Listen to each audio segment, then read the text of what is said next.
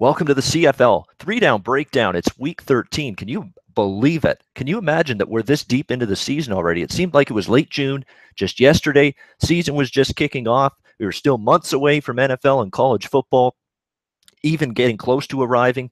And now here we are, September the 12th, week 13 of the CFL season. Truly remarkable. It's gone that quickly. I'm Ian Cameron for Sportsbook Review. Andrew McInnis, my colleague, joining me momentarily as we continue the push for the playoffs, I guess you could say. Not that it's much of a push in the CFL. It's more of a crawl. It's more of a little nudge to the playoffs here. We're talking about a 9-team league, folks, and 6 teams get into the playoffs. How big of a push is there? You've got to be completely and totally inept at playing football, as far as I'm concerned, to miss the playoffs in the CFL. But 3 teams are going to miss the playoffs. It's just a question of which teams those are. I think one of the bigger stories in the CFL right now, as we approach week 13 of the season, without a doubt, is the fact that the East Division, it's like, who wants this thing? Does anybody give a shit about being a good football team in the East? Anybody? Does anybody want to be good? Does anyone, hell, never mind good. Does anyone want to be mediocre in the East Division of the Canadian Football League? It is such a travesty to me that year in and year out, and I don't know how this happens year in and year out, it just does. It's like a pandemic. It's like the same damn thing you see in the NBA every year. The West is so much better than the East in the NBA. I can't explain it, top to bottom, why that is, but it just is. And now we see the same thing here in the CFL. For the third or fourth year in a row, the West Division, top to bottom, just completely and utterly outclassing the East Division. Just remarkable how this seems to happen every single season here in the CFL. And it once again is happening in 2017. I mean, the East Division is just scary bad in comparison to the West. I mean, it's just absolutely remarkable to me. And it's going to be interesting to see as we come down the stretch of the season here. Is anybody in the East going to step up and say, we're finally playing really good football, and going to, take a stand in this division and pull away? Look at this East Division right now. Toronto and Ottawa are tied for first with 4-7 records. Yeah, you heard me. First place tie. We're talking about a first place tie in a division, folks. First place tie, and the team's tied for first, 4-7. That's a joke. That's a disgrace. I'm sorry. There's no defending that. It's indefensible right now to say that is a division of a professional sports league. That's hard to imagine, but it is. It's true with the CFL here in the East Division. It's absolutely a disgrace to me. You've got 2 teams tied for first at 4-7. Just absolutely pathetic as far as I'm concerned. And then you got Montreal, 3 wins and 8 losses. Hamilton, 2 wins and 8 losses. Believe it or not, you know who the hottest team in the East Division is right now? It's the last place team. It's my Hamilton Tiger Cats. I bullshit you not. I am not joking. No joke here. The Hamilton Ticats have won 2 in a row. I know it's a mini streak. I know, break them up. Someone get the fire hydrant. Put this team out. They're on fire. They've won 2 in a row after starting 0-8. But here they are, the Hamilton Ticats now at 2-8 with 2 straight wins. And it's as unbelievable as it is to say, the hottest team right now in the East Division. Unbelievable. And 4 points out of a playoff spot. This team was winless 2 weeks ago. Put that into context. Think about that for a second. This team was winless at 0-8. Winless. Just a couple weeks ago. They've won 2 in a row. They're 4 points out of the playoffs. Can you believe that? Now, how is this real life? How is this a situation of reality that we're dealing with here in professional sports? You could be 2-8, just win 2 wins in a row after a dismal 0-8 start, and you're 4 points out of the playoffs. Welcome to the CFL. Week 13, let's get to it. Unfortunately, it's a situation right now going into week 13 where we don't have lines right now for week 13 of the CFL season just yet. Like last week, it's taken me off, but hey, there's nothing we can do. I mean, we have to roll. Tuesdays at noon is our show, Eastern time. Unfortunately, no lines as of yet. I'm looking at the Sportsbook Review CFL odds page, sportsbookreview.com. Again, live odds. I'm looking high and low, scrolling through all the Vegas books, scrolling through all the offshore books. Not a line to be had yet in any of the 4 upcoming CFL Week 13 matchups, but doesn't mean we're not going to break them down. Doesn't mean we're not going to give you good analysis, good leans. That's what we're going to do. And we're going to start with Friday's game, September the 15th. We've got the Saskatchewan Roughriders taking on the aforementioned blazing hot Hamilton Tiger Cats at 2-8, having won 2 straight games since the quarterback change to Jeremiah Masoli, since the coaching change to June Jones taking over as head coach of this Ticats team. Real impressive from the Hamilton Ticats the last 2 weeks. Now, clearly this team has responded to June Jones. That's what I keep hearing. He's basically, had this good dialogue, good communication skills with his players so far through the first few weeks he's been coach of this team. That's probably part of it. I think the bigger part, to be honest, I mean, June Jones is not, he's not Vince Lombardi. I mean, we can't just all of a sudden assume that he is, because this team's won 2 games in a row suddenly, but he has made a positive impact. I don't doubt that for a second. I think the big issue is the quarterback change. Jeremiah Masoli taking over at quarterback for the Hamilton Ticats. Now, look, I'm not saying Zach Collaros was inept, that Zach Collaros is suddenly a shitty quarterback, but when you're going to run the type of offense that June Jones likes to run and shoot, there's a reason it's called run and shoot. The quarterback's got to run a little bit. Zach Collaros has been crippled, no pun intended, crippled with multiple serious career-threatening injuries the last couple of years, and it has impacted his ability, his will, his, just that I can make a play with my feet when the pocket collapses. You never see that anymore from Zach Collaros. He was very hesitant to run with the football. It's been that way for Zach for weeks, for months, and heck, even going back to last season. That's just not part of his game anymore, like it was when he was a great quarterback with the Cincinnati Bearcats, like it was early in his CFL career. That hasn't been Zach Collaros' MO anymore. He's very timid in terms of being able to move in the pocket and run with the football. June Jones says he wants a quarterback that has that mobility, that athletic element to him. And Masoli has that. You saw it against Ottawa when they beat the Red Blacks last week. An impressive outright win as 12-point underdogs. I got to say, I was on Hamilton. I took them, plus the double digits. I saw the quotes coming out of Ottawa late in the week saying, we're feeling good. As soon as I see we're feeling good, don't bet on that team going into the next game. We're feeling good. We're feeling flat spot. I could smell it from a mile away for this Ottawa Red Blacks team last week. When I started seeing those, we're feeling good. We're back on the beam. We've got, we're having fun in practice. As soon as I see we're feeling good and we're having fun, that's a team that it smells like you're going to bring a flat, lethargic performance to the field the next game. And we saw that from Ottawa in that loss to Hamilton at home. Hamilton, 12-point underdog. Outright win. Great win for them. Now they come home, face this Saskatchewan team. But again, going back to Masoli, I didn't finish that point. We got to put a bow on that. Masoli can move with the ball. It's called run and shoot for a reason with June Jones. The quarterback's got to run, and then when they respect the quarterback's run, that's when you can shoot. That's when you can shoot, and AKA throw the football over the top, because defenders have to pay attention to the quarterbacks being able to run. And that is essentially the nuts and bolts explanation of how June Jones' run and shoot offense works. It's what he did at Hawaii with Colt Brennan well over a decade ago. Remember that Hawaii team went to the Sugar Bowl? Early 2000s, June Jones was the head coach there. Run and shoot with Colt Brennan. Remember those SMU teams in college football? June Jones, the head coach there? Exactly.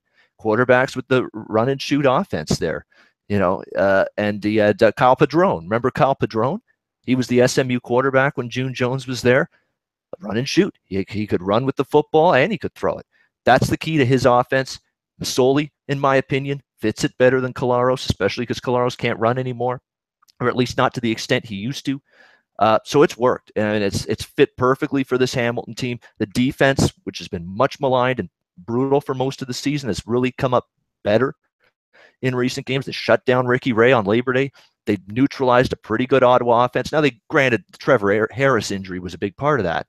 Drew Tate had to come in the fourth quarter. That didn't help Ottawa, but Hamilton's defense has improved. In terms of where this line is going to come out, I think it'll be close to pick 'em. I really do. Maybe Saskatchewan, a slight favorite, 1.5 on the road. Again, we have no lines. We're going to probably have to do what we did last week, give our best bets for Week 13 on Twitter later in the week, but we will do that. So it's an interesting game. Saskatchewan coming off that loss to Winnipeg. They kind of expected it. They were banged up. Cameron Marshall didn't play, had a couple injuries at receiver. Winnipeg in revenge for losing in Saskatchewan the week before, and Winnipeg gets them back in the Banjo Bowl rematch. So you'd think Saskatchewan brings a better effort. Quarterback concerns with Saskatchewan. Is Kevin Glenn going to be ready to go? He got injured. He's not for sure to play in this game. We might see Brandon Bridge, the Canadian quarterback here for the Saskatchewan Roughriders instead. Lots of question marks, and there's a good reason why there's no line yet for this game. A lot of question marks on both sides. Looks like my friend here, Andrew McInnis, my colleague, has joined us. He's ready to roll. Andrew, we're talking Saskatchewan, Hamilton, Friday night. What do you think about this matchup? Yeah, definitely some key points there. I think there's like kind of two different teams still. Hamilton and Saskatchewan are going in different directions. Good win for Hamilton against Ottawa.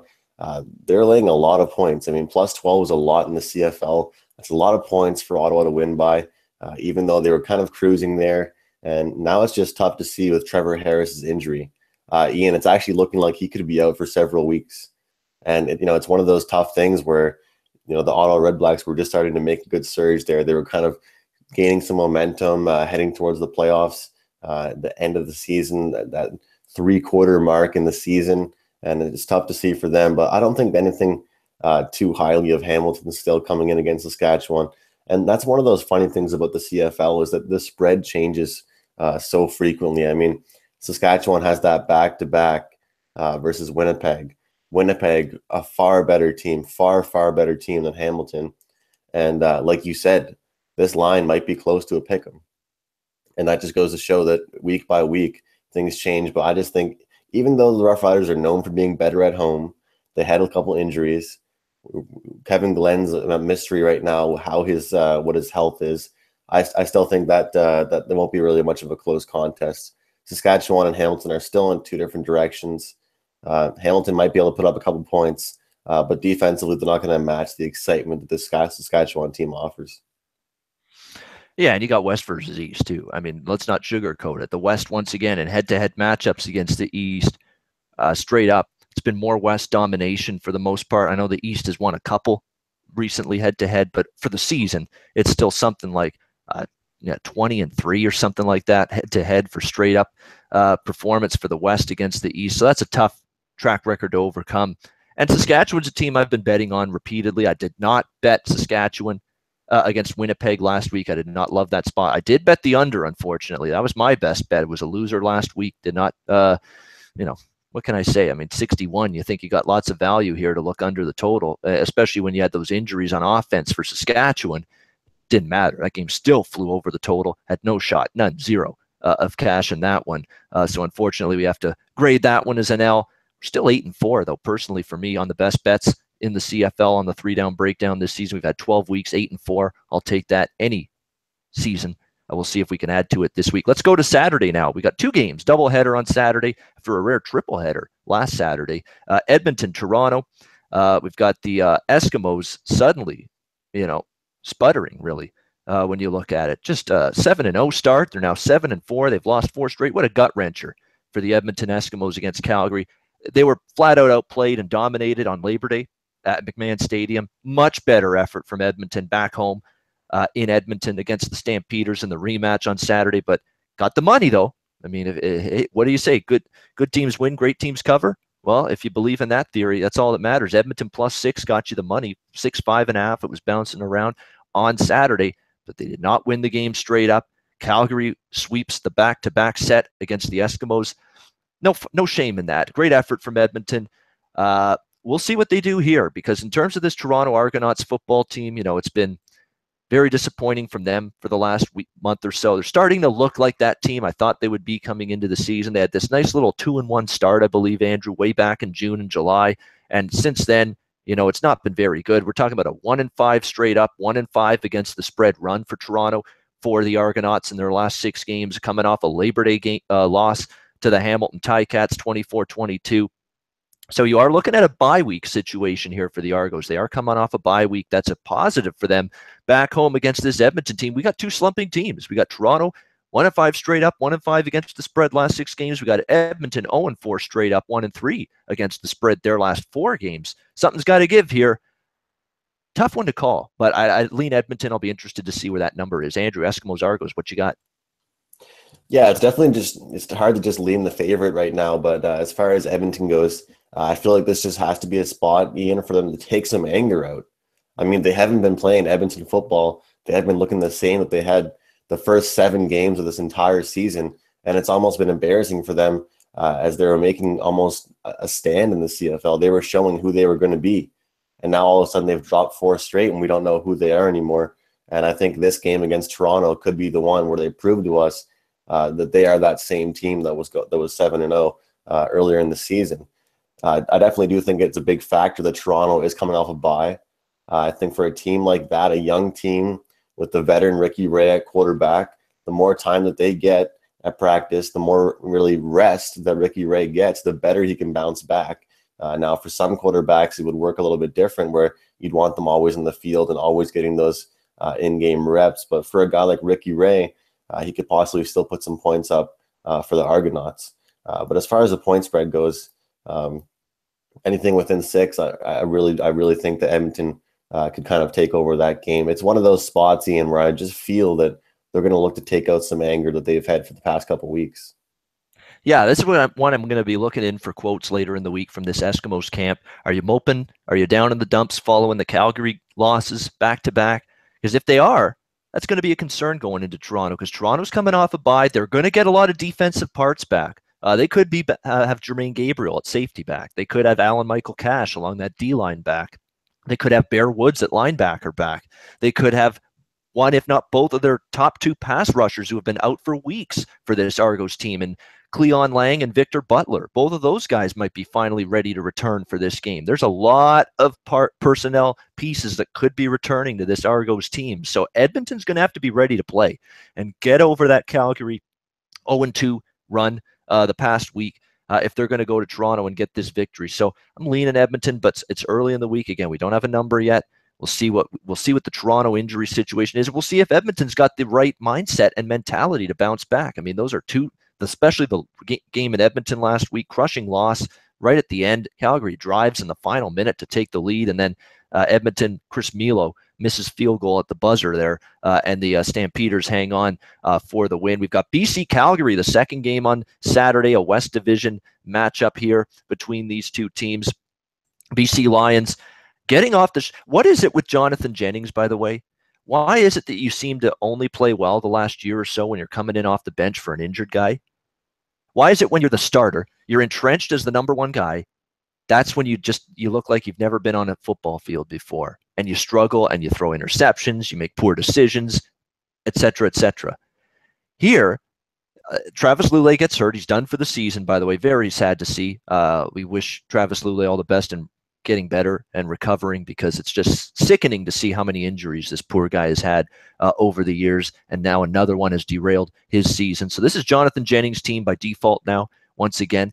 Is he going to suck again? Maybe. I wouldn't put it past him, because every time he's been the number one guy, he's been the starter, he's had the practices going into the week, he knows he's the starter. He has not been good. Or at least he hasn't been good since he came back from that injury a month and a half ago. Let's see what he can do here now, Jonathan Jennings. Now that he's the starter, it's his team again. He was great. He was excellent last week against Montreal, and I had the over in that game, 41-18. Big win over the Alouettes. He was fantastic. I mean, there's no other way around it. But again, he was coming in for Lulay when Lulay got hurt off the bench. Let's see what he can do now when he's entrenched as the starter. But that's the John Jennings we know he is capable of being. Last week against Montreal, 295 yards, over 10 yards per pass, 2 touchdowns, no interceptions, a goose egg in the interception column. That's the best part to me of what Jonathan Jennings did last week against the Montreal Alouettes, considering how interception plagued he had been for multiple games in a row. What Jonathan Jennings shows up to BC's defense, best game they've had in a long, long time. That defense was sputtering a bit. They held Montreal and Darian Durant in check. Going to be a lot tougher, though, against this Calgary team. They've already played each other once this season on August 18th. Calgary with the 21-17 road win against BC. Right around the number. It was 4.5 there. You know, Calgary coming off the sweep of Edmonton. I'd be reluctant to play Calgary in this spot. You're just coming off 2 huge wins against Edmonton, the big rival Battle of Alberta, the whole bit, 2 straight wins in a row. Do you have that same intensity here for BC? Because I know BC is going to be intense. They lost to Calgary earlier this year. Question is, can I get behind the line? I mean, a good-sized underdog in this game, BC, but can I get behind Jennings when the last few times he's been a starter, he's known he's the starter, and he's played poorly? I'm still leaning Lions. I'm going to look for a reason to bet BC in this game. We'll see what happens later in the week. Andrew, what do you say about this one? Well, I'll tell you what I say. I wish it was Travis Lulay as the quarterback and not Jonathan Jennings because, like you said, you never really know what you're going to get out of Jennings, and this kind of is the week for him to prove himself. Not only that, though, Ian, it's the week for the defense of the BC Lions to prove themselves that they can go back-to-back good defensive weeks. And I think this is really what it's going to be and come down to. It's going to be Bo Levi Mitchell's offense versus this BC Lions defense, really. It's not going to be about how many points Jonathan Jennings can put up. I guarantee that's not going to be the story of this game. It's going to be any important stops, any important 2-and-outs, any fumble recoveries, interceptions are going to be the game changer. As we say here in Canada, the TSN turning point of the game for the BC Lions. And like you said, back-to-back Calgary versus Edmonton games. And, that's very competitive, heated rivalry as it was kind of formed this season as both were kind of the 2 top teams in the West. And a lot of people really were high on BC Lions, including you and I coming into this season. So this really is a big game. And I think, like you said, as far as momentum-wise, BC might come in with a little more energy than Calgary. But here's one thing we can't forget, Ian. Calgary did not finish that game off well against Edmonton on the weekend. They had a slumpy little end of that game. They almost let Edmonton come back into it. They couldn't convert pretty much on like the 15-yard line. And I think they're going to come in a little bit angry as well. You got to think about the back-to-back, games versus Edmonton. Sure, that was a good rivalry game for them, but they're going in to play another West rival in the BC Lions. I don't think they'll take them that lightly. So I think we're going to have to expect a lot out of BC. Like you said, look to bet BC and see what you can get out of them, because I think this could be a close game and they could make it tight. But as far as Calgary goes, I'm not going to take them too lightly just because of their back-to-back against Edmonton, just because simply the way that they ended that game didn't really sit right with me. And I'm not sure about you, but the way that Edmonton kind of crawled back into that game, Mike Riley started to gain some yards and started to make that Calgary defense look a little weaker than we thought. It makes me really question what could happen against this BC defense once Jonathan Jennings gets the ball. This could be a close game. Yeah, very interesting game here. I think if BC is finally going to get this team, it's going to be right now. It's going to be a situation where you've got Calgary off these just enormous victories, and they know they've taken firm control of the West Division. Do you just have that focus and intensity for 60 minutes here against BC? You already beat them. Because when you don't have focus and intensity, what happens? Turnovers, sloppiness, penalties. That's what I'm worried could creep into Calgary's game here. I'll be looking to bet BC, but again, it's early in the week. We have no number. Let's see what we get later in the week. Let's wrap it up. We've got one more game to break down for Week 13. We've got Ottawa, Montreal, Sunday. Way to go, CFL. Sunday, 1 p.m. I hate this. Is ridiculous. Don't do this, every year, and you still do it. Why you got Sunday games head-to-head against the NFL? Why? Explain. You think you're going to outdraw Patriots, Saints? You think you're going to outdraw some of these other 1 p.m. games coming up this Sunday? Not a chance. Not in any realistic reality universe or galaxy is that happening. And yet you still put CFL games Sundays at 1 p.m. Eastern time. It's asinine, but that's another story. Ottawa, Montreal, we've got Ottawa's dominated Montreal the last few times they've played. Ottawa coming off that loss. It's going to be Drew Tate at quarterback. We know Trevor Harris is out for the next couple of weeks at least. This is not a game I'm probably going to get involved with. I know Ottawa has, let's be honest, since the last 3 meetings they've won and covered against Montreal, including both games this year. Ottawa won 24-19 at home against Montreal and then just absolutely pummeled Montreal 32-4 a couple of weeks ago. Dominated the Alouettes in that game, and the Alouettes are sputtering. I mean, I got to see something from Montreal before I can back them. 0-4 straight up, 0-4 against the spread. Their last 4 games lose by 32 to Toronto, lose by 3 to Winnipeg, lose by 28 to Ottawa, lose by 23 to BC last week. That offense is completely stalled with Darian Durant and this Alouettes offense. Jacques Chapdelaine's got to do something to push some buttons here and get it going again. We'll see if it happens this week, but Montreal's just on a complete downward tailspin right now. It's Ottawa or pass for me. Andrew, what do you think? Yeah, there's only really one thing that I would lean in this game, and that would be the under, Ian. We got a backup QB coming in for Ottawa. We've got Montreal just struggling throughout the season. Managed to put up a couple points for you last week, but yeah, I don't really see anything happening too exciting in this game. If you're looking for an exciting game to watch in the CFL this week, this probably isn't the one for you. Yeah, looking at the under strictly because the backup QB coming in for Ottawa, they're probably going to play it pretty safe. I think if Montreal comes out with this victory, they're going to have to be very defensive minded and shut down the Ottawa Red Blacks, and it'll be a really strategic game. So just in that sense, honestly, and I don't have too much opinion on this game, but I would probably predict a lower scoring game. Yeah, and it's going to be interesting to see how this plays out. I certainly wouldn't talk you out of the under in this game. It is important to remember, though, that Drew Tate didn't just fall off a turnip truck and end up as a starting quarterback here in this game. He has CFL starting experience. He started a handful of games years ago with the Calgary Stampeders. Of course, eventually got beat out by Bo Levi Mitchell for the starting quarterback. I remember Mitchell and Tate, 4 or 5 years ago in Calgary, were battling for the starting job for a long time, and Mitchell finally won it. And obviously the right decision. Look at Mitchell now. He's won a Grey Cup. He's been in another Grey Cup. He's been a most outstanding player in the league. Obviously, Calgary made the right call there. But Tate's not, incompetent, and he's certainly not incapable. So we'll see what he does here against this Montreal defense that just got torched, really, by BC last week and Jonathan Jennings. So, again, Montreal's just on a bad slide. They've lost, all but one of those games by double digits in their last 4 that they've lost. I've got to see something from this team in a positive manner until I back them. And Ottawa's coming off a game that ain't going to sit well with them, losing to Hamilton as big favorites at home. So you would think Ottawa has the right mindset as well coming into this game. That's it. That's going to wrap up our show. We have no best bets because we have no lines. Again, we're going to do what we did last week. Twitter, at Bobano for me, at McInnis Picks for Andrew. We're going to post our Twitter CFL Week 13 best bets later in the week there. Please stay tuned. We've got more great live programming here at sportsbookreview.com here on YouTube. We've got Jeff Nadu, the big man on campus, Donnie Right Side. It's the right side of campus coming up next here at SBR. Until next week, for Andrew McInnis, I'm Ian Cameron. Enjoy Week 13 action. Good luck. We'll talk to you next week.